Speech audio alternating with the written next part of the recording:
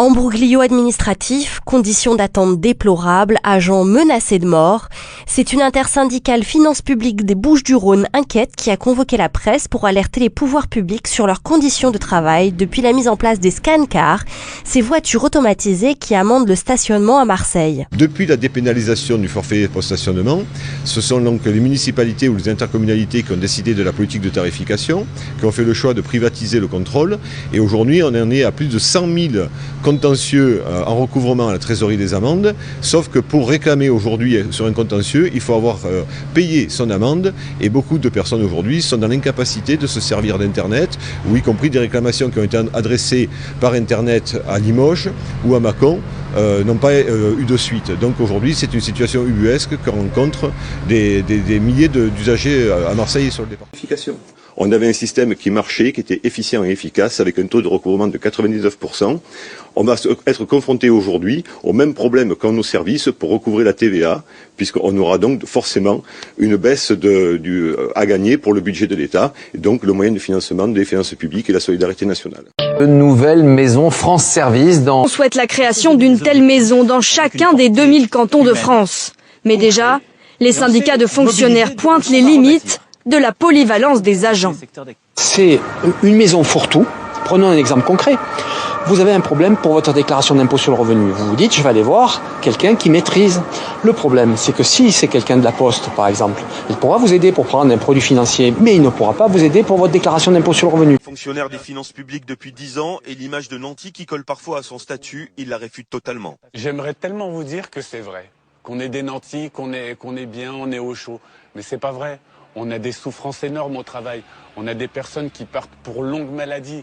Et on se retrouve en plus avec du boulot en trop parce qu'on a déjà notre charge de travail. On doit assumer celle de nos collègues. On aimerait pouvoir aussi assurer nos fins de mois et que nos familles puissent vivre convenablement. On a des personnes actuellement qui ne partent pas en vacances. Istres va être énormément impacté par ce démantèlement. Il perd entièrement le service aux particuliers, le service aux entreprises.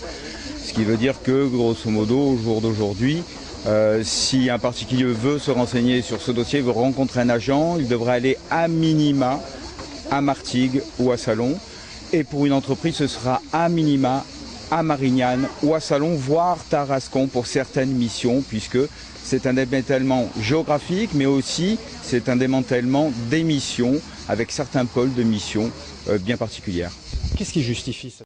Marilyn Villegas de la CGT Finances Publiques confirme l'avis d'imposition 2019 suscite pas mal d'interrogations chez les contribuables. Et ils se déplacent, pourquoi? Tout simplement parce qu'ils ont du mal à lire leur avis d'imposition. Tout simplement parce que c'est la mise en place du prélèvement à la source qui fait que l'avis d'imposition est différent, donc il est beaucoup moins lisible qu'auparavant.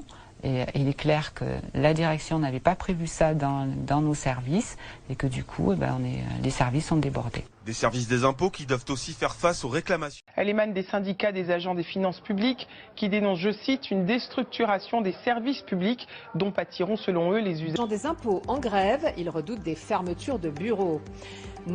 Ouvrir des structures vides avec une permanence tenue par une association où on aidera uniquement les usagers à aller sur leur compte Internet. Il n'y aura plus de renseignements et de compétences directes. Quand vous venez à un guichet, vous avez un problème, vous l'exposez, vous espérez sortir avec la résolution de votre problème. Déjà. Grève nationale, pourquoi? Parce que c'est la casse de notre administration, puisqu'il y a une grande partie des services qui vont être restructurés, une grande partie des services fermés, notamment toutes les petites trésoreries, et tous les gros sites vont être regroupés en un seul. Voilà. Se battre pour demander à M. Macron de retirer son projet scélérat des retraites, qui est une régression sans précédent. On a déjà connu 2003 la première réforme des retraites, 2010 deuxième réforme des retraites.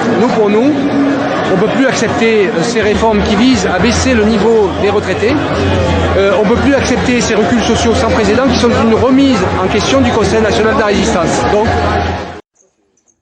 L'état de délabrement de certains bâtiments publics inquiète aussi. Le centre des impôts de Marseille, dans le 2e arrondissement, vient d'être fermé. Le personnel renvoyé chez lui. La mairie a pris un arrêté de péril pour danger imminent et grave. De rentrer chez eux. Depuis lundi matin, on ne peut plus accéder à nos bureaux puisqu'on est en chômage technique.